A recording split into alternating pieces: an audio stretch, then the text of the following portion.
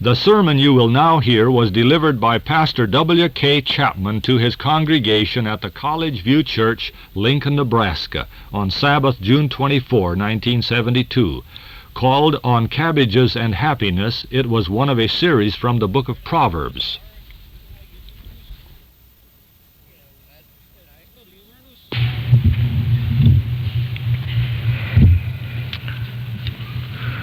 There is a certain axiom of life that states that we usually find what we're looking for. And I am sure that there is an abundance of evidence that could be rallied in support of that rule. And here is a for instance. Back in 1840, over 130 years ago, two German boys, brothers they were, came to America to seek their fame and their fortune. The older brother had learned how to make sauerkraut back in his homeland. Once over here, he was lured to the west, made his way out to El Dorado County in California, staked his claim, and began growing cabbages, from which he made sauerkraut.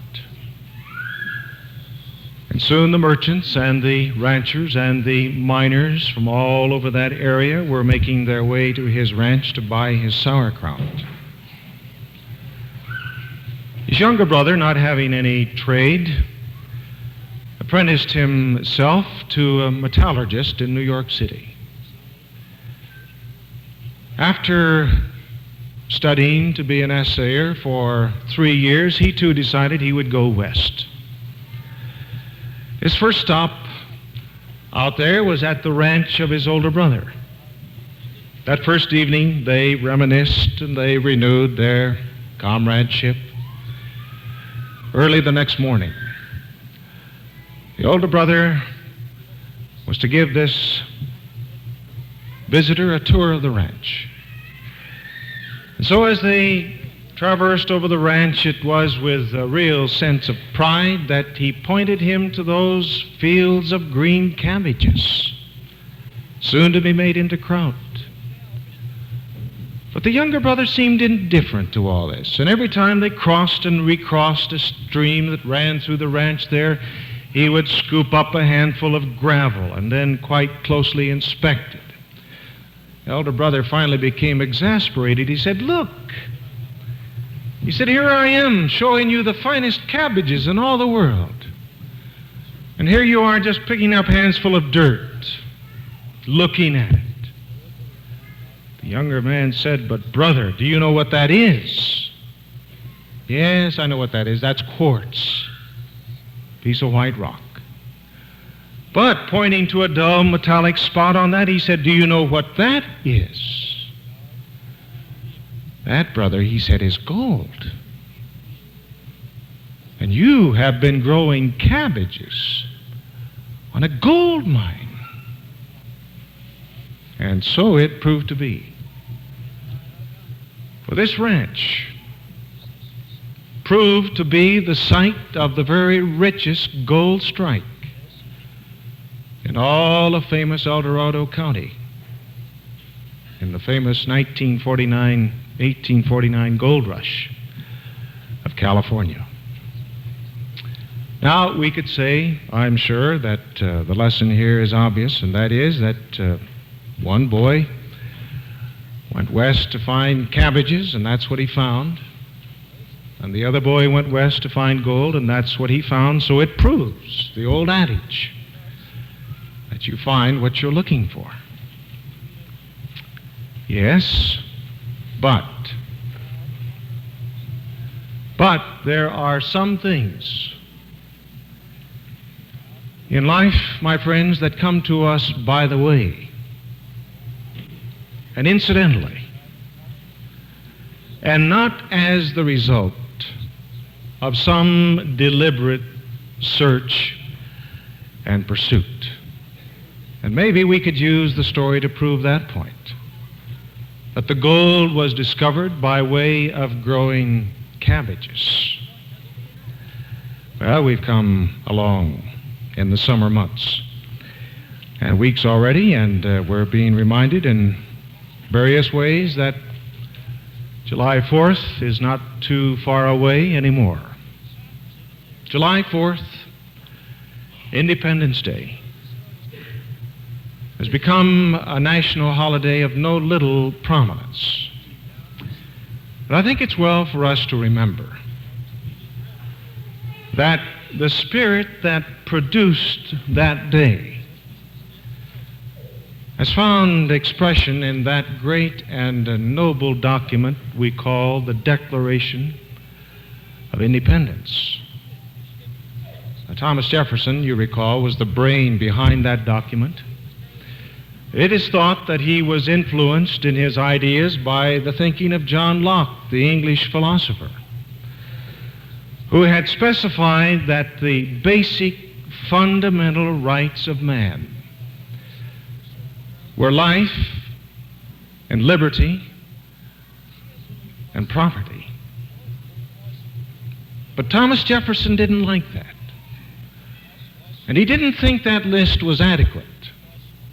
And so he made a significant change by substituting the word happiness for property.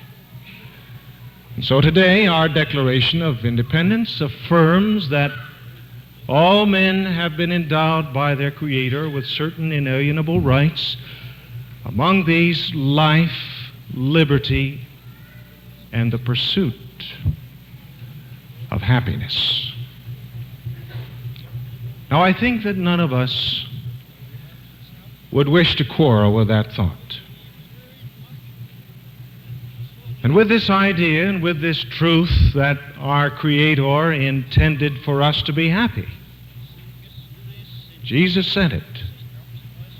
Jesus said it. As we read in our responsive reading this morning, when he declared, "These things have I spoken unto you, that my joy may be in you, and that your joy might be full." You see, this was the goal of his teaching and of his preaching. Jesus wanting to lead men and women to these fountains of joy and of happiness. It likewise was the objective of the apostles' ministry. For it's interesting to note here in 2 Corinthians, writing to these Corinthian believers, Paul said this, he said, "I want to be able to do something about your joy." He said, "I want to make you happy, not sad." That, my friends, I think should be the goal of all preaching and of every sermon. For if our religion cannot produce happy people, what is it accomplished? What is it accomplished? What attraction will it have, could it have, will it have for our families, for our children?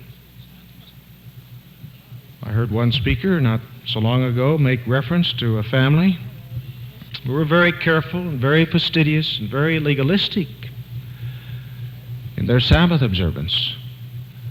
So much so that it drained the day of all joy as far as the children were concerned. It was a day of gloom, a black Sabbath, if you please. One writer not so long ago published a book with an intriguing title, "Are You Fun to Live With?" Not a bad question to be asking. For happiness is a highly convincing state of mind. And it follows that children will accept the beliefs of those whom they instinctively recognize to be happy people. And And happiness, we should remember, is not incompatible with spirituality. Holiness and humor are not incompatible. And certainly the practicing Christian of all people should be fun to live with. So I think we're dealing this morning, my friends, with something basic to life and to religion. But do we find happiness by deliberately pursuing it? This is a question we raise this morning. And I want to answer it by stating in words what we have all learned in life by experience. And that is that happiness is not found by chasing it, pursuing it, deliberately seeking it for the gratifying of ourselves, but rather comes to us as a byproduct of a certain way of life. The gold was discovered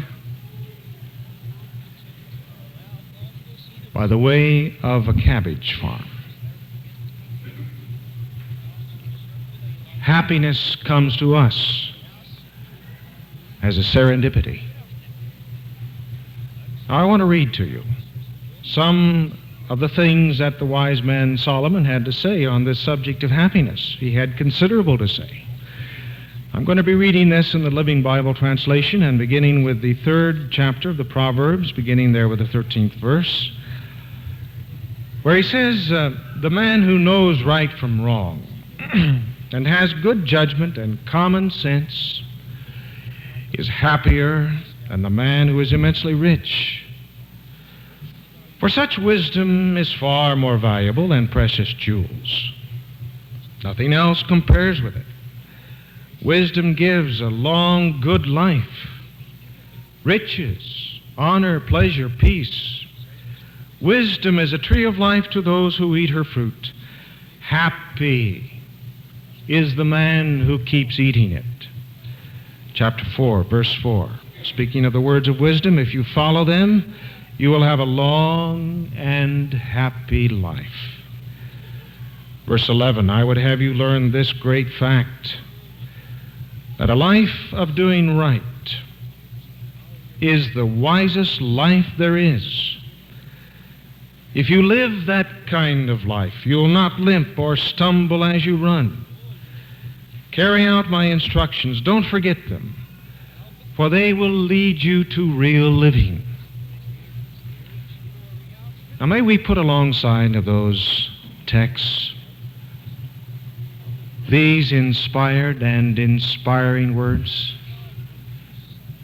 taken from Messages to Young People, those who in everything make God first and last and best are the happiest people. The happiest people on earth. So you see, happiness then comes to us by the way, as a byproduct of a certain way of life. Seek it for its own sake. You will not find it. It eludes you. Ellen White saw this truth, and she said this, seek not for happiness, for it is never to be found in seeking for it. Nathaniel Hawthorne once said, make it the object of your pursuit, and it will lead you on a wild goose chase. You'll never find it. You don't find it by seeking for it, by pursuing it. It comes incidentally and parenthetically to a certain way of life. Now, it was with a real sense of loss and a tinge of sadness and of regret that a few years ago now I read the obituary sketch of Elder Leo Hallowell with his wife, Jessie, had pioneered our missionary work there along the Amazon River. in South America. As I read the sketch, I recalled the last time, in fact, I guess really the only time that I had had the opportunity of talking to this noble and notable missionary couple. It was out in Portland, Oregon. And it was at the Adventist booth there in the Oregon Centennial Exposition, being staffed, among others, by Elder and Mrs. Hallowell. And as we stood there talking, there was this large globe, illuminated globe, that you've seen on display at our General Conference sessions. Little jets of light all over the globe, pinpointing our Seventh-day Adventist mission stations over the world. And as we stood there talking, and this globe was revolving, and the South American continent was coming into view, Leo Hallowell, with a real sense of joy, with a radiant countenance, sense of satisfaction, said, "Do you see those lights there along the Amazon River?" I said, "Yes." Well, he said, "Jesse and I put those lights there." And there was a note of joy, I say, and happiness in that man's voice that sprang from this sense of accomplishment, of achievement in service. But the point is that Leo and Jesse Hallowell did not go chasing down to the South American continent, my friends, in pursuit of happiness. That wasn't the object of their quest at all. They went down there to serve a need. They went down there to serve the Lord's cause. They went down there and they kept going back there to serve and to help people. And the happiness that they found came to them, by the way, incidentally, as a byproduct of that way of life. Now, the writer of the book of Proverbs, I think, would have us take note, as he does, as we'll read in just a few moments, would have us take note of some of the false and the misleading trails that some people follow in this pursuit for happiness. And one of these is the notion that happiness is found in attaining a certain set of circumstances. Some people know they're not happy now, but they hope to be happy someday when they can just get into that ideal situation. One sister who believed that was the recipient of one of the testimonies. Rather interesting. And I've heard was said she loses much in overlooking the present blessings within her grasp and uneasily searching for happiness. She was identified as Sister G. We don't know who she was beyond this. That's beside the point. It could have been Sister U or Brother Me. Because we all find this so easy. We all find this so easy to overlook the happiness and the blessings within our reach. And always stretching out and in pursuit of some expected far-off good in the distant future. So that we're always and ever in a present state of disappointment. This, I say, we find so easy to do. A few years ago, I had a book given to me by the Loma Linda University Library. It bore a title, Happiness. Decided I'd read that book to see what this author might be able to contribute to this theme, to this thought. And after I had read the introduction, I decided that at least the man was qualified to write on the subject. I'll tell you why. See if you can match this. He'd led a very interesting, very adventurous life.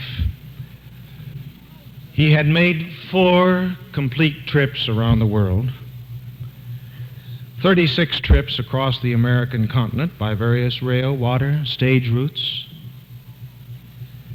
16 voyages across the Pacific Ocean, many across the Atlantic, intermittent periods of residence in many countries in Europe, in China, in India, in Japan, as well as visits to remote lines of travel as far as South Africa, Yucatan, mountain regions of Mexico, Central America. And this man had, during his life, can you conceive of this, followed no less than 38 distinct occupations. That's quite a record. Now, it would seem that this man would have had adequate opportunity to make some observations, to draw some conclusions relative to happy, useful living. And he said that after all of this, that he sat down and he began to collect his remembrances. And he began to sift and he began to evaluate the conclusions and some of the observations and experiences he'd gone through. And these were used as a basis for his book. And what was his conclusion?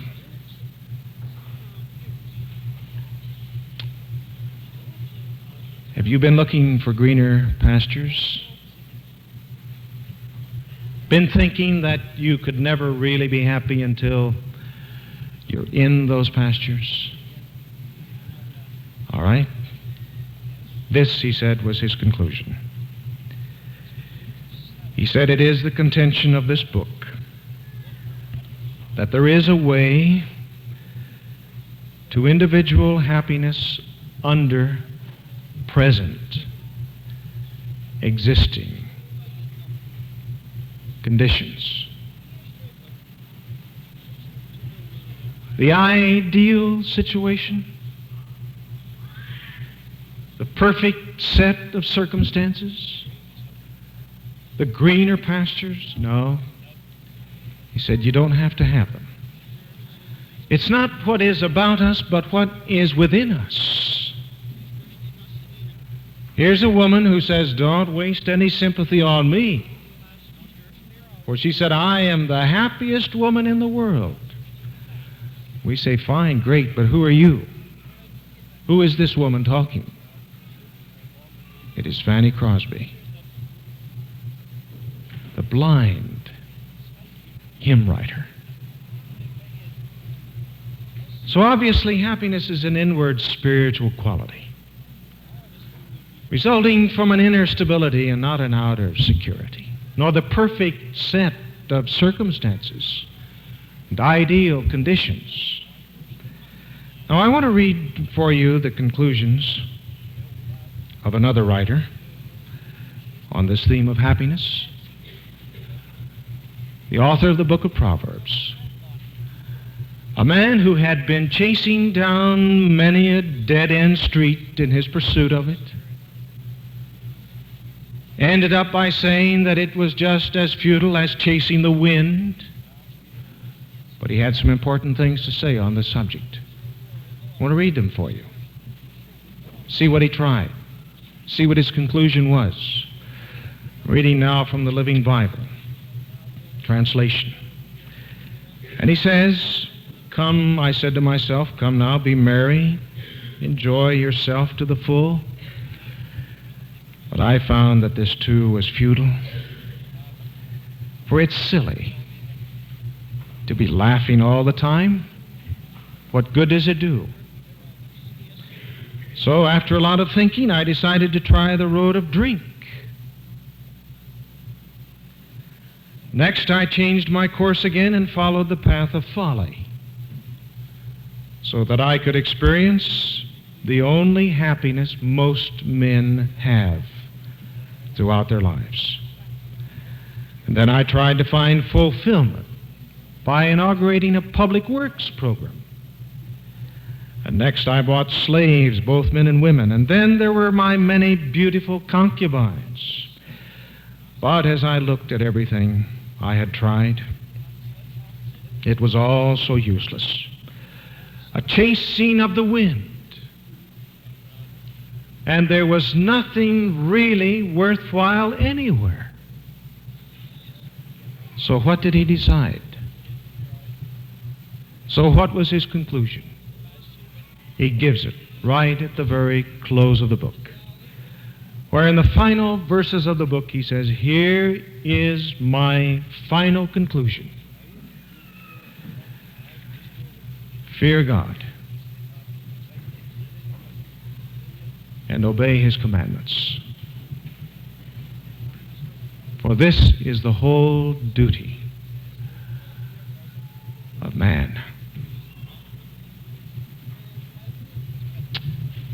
And in saying that, Solomon was saying a good deal. For he was suggesting, my friends, that the only real happiness there is that which is found within the bounds of God's moral law and not outside of it.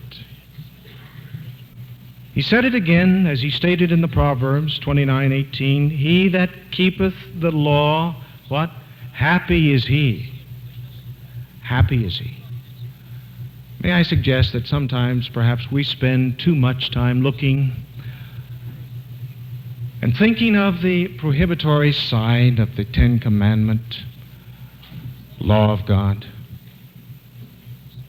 and not enough of the protective side, the mercy side. Oh, prohibitions have their place, yes. For it's prohibitions that are the sure guarantee of happiness in obedience. And I'm sure that Dr. Fletcher of Harvard University, with his situation ethics, of which there is an element of truth, and the new morality, and I am not misquoting him. I have heard him speak, and I have read his books. But I am sure that he would disagree with us. For he says that there are no absolutes of good and evil. And he says that he would amend the biblical Ten Commandments to read this way: "Thou shalt not covet ordinarily. Thou shalt not kill ordinarily. And thou shalt not commit adultery ordinarily." And then he scorns those who, quote, wallow and cower in the security of the law. He says, "For me, there are no rules. There are no rules." Very well. Let him have it this way. And then let us see what the fruitage is. What fruitage it produces, this style, this way of life. What fruitage it produces in time. For it was a wiser man than Dr. Joseph Fletcher who said, "He that keepeth the law, happy is that man." You see, God's laws are not just arbitrary exactions that He has dreamed up for the purpose of restricting our freedom, our liberties, limiting our happiness. But rather they are basic guidelines designed for our protection, safeguarding our happiness, our welfare. Surely the Ten Commandments are negative. Surely they are prohibitory. Surely they say, "Thou shalt not." But have you ever thought that the most precise way of marking out the moral area in which we may move with safety is by defining the boundaries beyond which we must not pass. There's a place for prohibitions. There's a protective quality to the law. For instance, several summers ago, while vacationing up in northern Minnesota, I was driving one day, had a carload of people. They happened to be my relatives. And we were driving down this country road, and it came at last to an intersection with a busy highway, U.S. Highway number 2. There was a stop sign there. And I looked both directions, and I didn't see any cars coming. But I knew that there was a law that said you are to stop at that sign. And I knew that ordinarily that it was a pretty wise course to stop when you see a sign like that, but there was a momentary temptation to just go right on. There was nobody coming, no car coming, nobody around. Why not go right on? And frankly, I shiver still when I think of what almost happened. For just in that flash, there screamed down that highway in front of us at high speed a car that evidently had been right in line with that corner post of that windshield when I had looked down that highway for that car and had not seen it. And I knew then, as I know now, that just as surely as I'm standing here, the whole carload of us would have been slaughtered had not I stopped. Had not I stopped. Now I want to tell you something. I have not since that time gone around that state lecturing or murmuring about the limitations that are placed upon the happiness of the travelers in that state, or the restrictions that are imposed upon them by that law that says to stop when you come to one of those intersections. No, not a bit of it. Not a bit of it. Because I know and I knew that it was that law telling me to stop that had saved my life. Had saved my life. Now listen. Solomon, speaking of these protective qualities of the moral law of God, said this, Proverbs 19:16, Moffat's translation, "He who obeys the law of God safeguards his life." Living Bible translation, "Keep the commandments and keep your life. Despise them. Despising them means death. And then again, he that keepeth the law, happy is he." The only happiness is within the bounds of it, not outside of it. And then there are those words of wisdom. He who is thus following the divine guidance has found the only true source of saving grace and real happiness. So it comes, I say, not as the result of a deliberate search and pursuit, but by the way, the byproduct of following a certain way of life, the divine guidance, the life of obedience, a life centered in Christ, the Christ-like way of living, unselfish sharing, concern for others. Happiness is found in being good and doing good. Yes, eat a loaf, solitude, you will be fed. But share that loaf if you would know the flavor of good bread.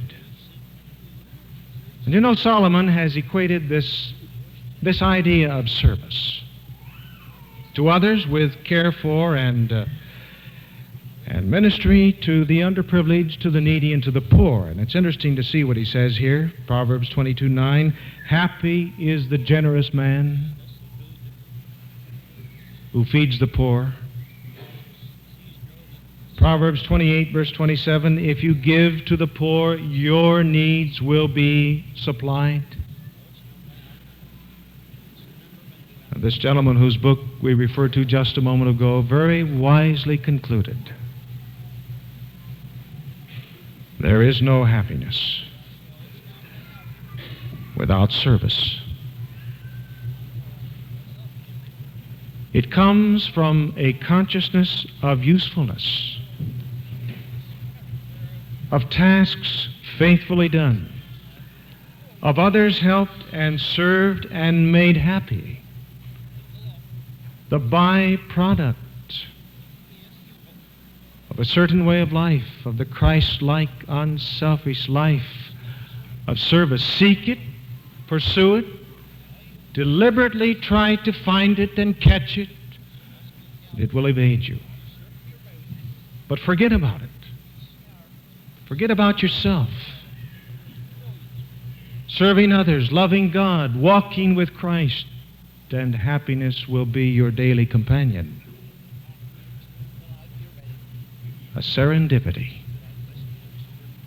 A serendipity, if you please.